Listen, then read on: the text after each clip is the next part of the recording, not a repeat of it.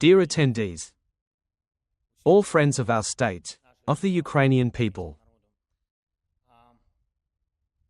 I am glad to see you all in Kyiv. Thank you all very much for your support.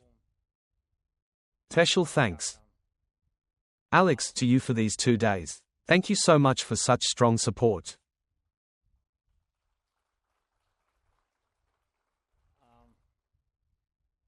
I also want to thank General Kellogg in particular. Indeed, we did not know this before, but it turned out that the United States has air defense no worse than Patriot.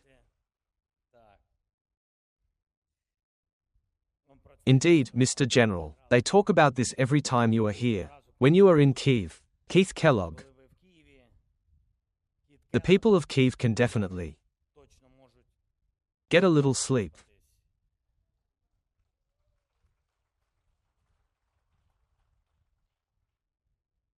I would like you to travel to all the cities of Ukraine. And we would really like a few more such American systems for our country. This is really not quite a joke. Honestly, when there is a representative of the President of the United States of America, President Trump, in Kyiv, there are no massive strikes. Killers refrain from killing. This does not work with representatives of other states. Perhaps it would work with a representative of China. But it seems that China is not interested in stopping, if not the entire war, then at least the strikes. This does not work with representatives of international organizations, including the largest ones. When the UN Secretary-General Guterres was in Kyiv, Putin was launching strikes. And he was even striking quite demonstratively. The Russians hit not only with drones, the Russians hit with missiles. It's the same when the OSCE is here. It's the same when NATO is here. It's the same when the mission of the International Monetary Fund is here or whatever. So, I think the United States has the power to influence Putin in such a way that he at least adjusts his behavior. And a very interesting question is how it works. I remember when the Chinese representative was traveling to Russia. They really handed us a note, sending all signals from Beijing, urging us not to use long-range weapons while the representative of China was in Russia. I wonder if this works the same way with the US and Russia, Mr. General. Perhaps this is an option on how to implement the ceasefire, which President Trump spoke about back in February. I am ready to give General Kellogg citizenship.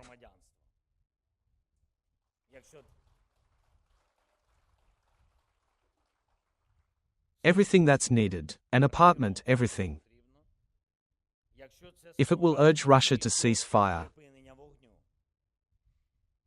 Probably there is a possibility in China for the Russians to stop killing. But the world hasn't seen China's willingness to implement this with regard to Russia. China called for a ceasefire in this war, and not to expand this war, but Putin did nothing. This doesn't stop China from warmly welcoming Putin and talking to him about the most important thing, longevity. Perhaps Putin has some respect for India, as his words seem to suggest. But even India's calls for an end to the war, statements that our century is not a time for war, were also ignored by Russia. This applies to everyone else in the world. No matter which country it may be, the Russians do not stop killing in its presence or attention. But how long can America and President Trump's attention remain on this war, and the need to end it? How long will America maintain our defenses against Russian strikes? Will the world turn a blind eye to the fact that Putin wants to continue fighting? And he wants. I have no doubt that Putin was looking for an answer to these and other questions. And the fact that he chose to continue the war clearly says what his answer is. Putin does not believe. In Europe, in America, in the West in general. That is why Russia is at war. Putin believes in China, Iran, North Korea, and therefore he is looking for strategic agreements there. Putin is betting that money will erode everyone, by the way, both the weak and the strong. He believes that money will allow him to buy himself forgiveness for everything. In principle, this is his plan. To try to buy forgiveness. And continue the war. The main question is, who is the buyer? Dear friends, in fact, every day asks us all such questions. They are different. Sometimes unpleasant, uncomfortable, which, it seems, many in the world are not really going to answer.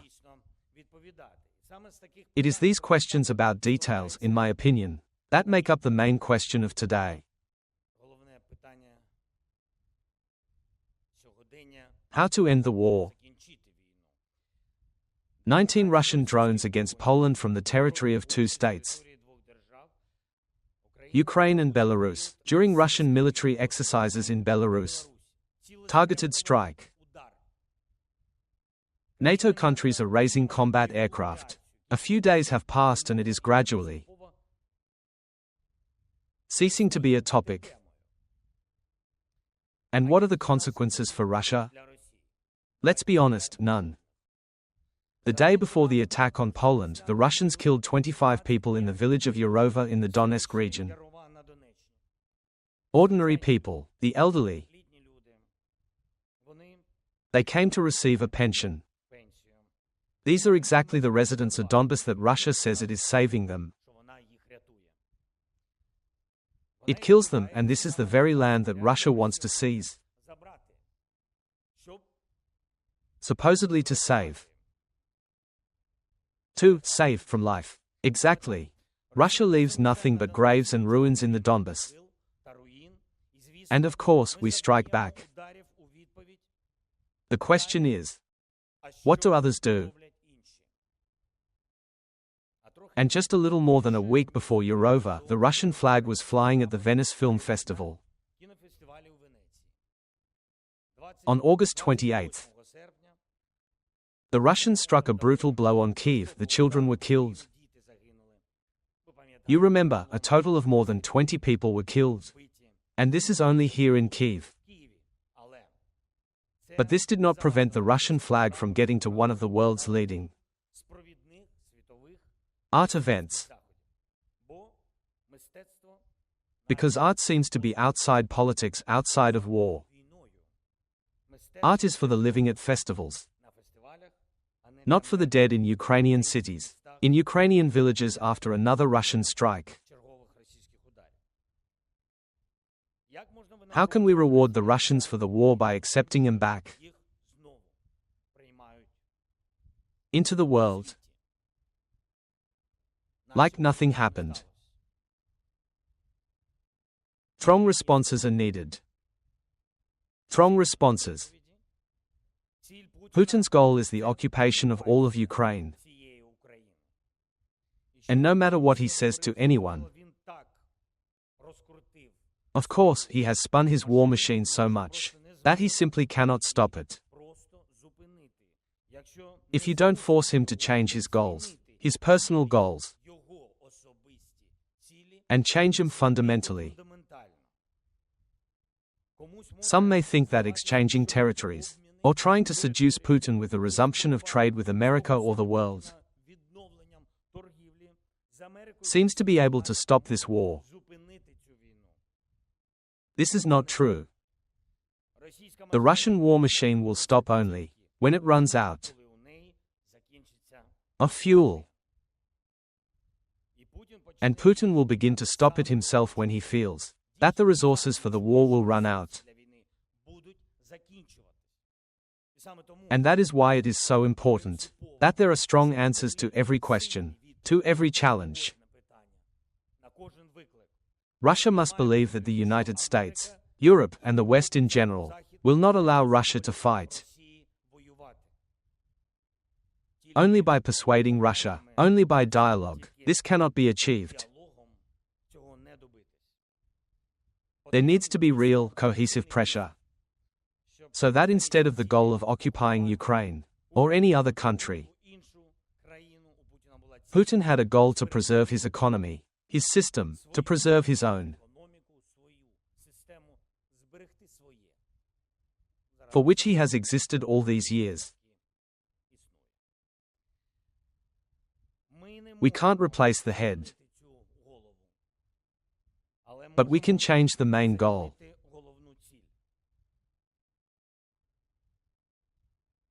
We also offer partners a way to force Russia to stop strikes, to stop air terror. And if we, together with our partners, can truly protect our airspace reliably, first and foremost Ukraine, from strikes, as well as our neighbors like Poland, Romania, from any Russian threats in the sky, Putin will lose the meaning of his war. Russia will not achieve its goal only by assaults on land, and they have already lost the ability to operate at sea. It is the United States that has, and can provide, such air defense systems, such quality and most importantly, such a number of combat aircraft, so that within the framework of a multi-component air defense system, we, together with our partners in Europe, can stop Russia's terror. This will definitely force Russia to end the war. Moreover, Putin himself will tell you by his actions that it is worth doing. This is what a really strong conclusion should be after Russian drones on Poland. Russia is always trying to take advantage of some kind of deficit, in particular the security deficit, and it would be right to fill this deficit with really effective security cooperation between Americans and Europeans. It is for this purpose that we are creating a new system of security guarantees based on our strong army. Thank you, warriors.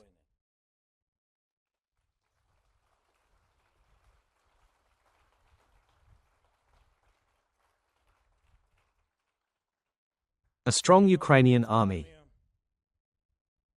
Parts of the European security forces. When we talk about security guarantees for us in Ukraine, in fact, they are security guarantees for all Europe. This is already an obvious thing. Now it's even banal. But this must be repeated over and over again to give this system real substance. I am grateful to all partners who help us. We must find a way to influence China in such a way that they use their influence on Russia to end the war. Russia will not cease to be a supplier of raw materials to China and politically dependent on China anyway. This is the path they chose for themselves and walked too much along it. But we need to find an answer to how to motivate China to embark on the path without war. And this, too, largely depends on the strength of America and Europe, on the strength of the G7. And one of the key issues is the isolation of Russia. This is something that must be upheld necessarily. Sanctions work in particular for this. Tariffs should work in particular for this. Russian assets must be confiscated in particular for this. It is important that integrity works in political issues, in cultural issues, in sports, everywhere. Russia's bet on money, on Putin's belief that he will buy everything and everyone, should not work. Is it possible? Yes. If the world really wants the war to end, giving Putin any part of Ukraine's land. To stop the war. That will never happen. And this is not a decision. This is a pause. Like after 2008 in Georgia. Like after 2014, and Crimea and Donetsk.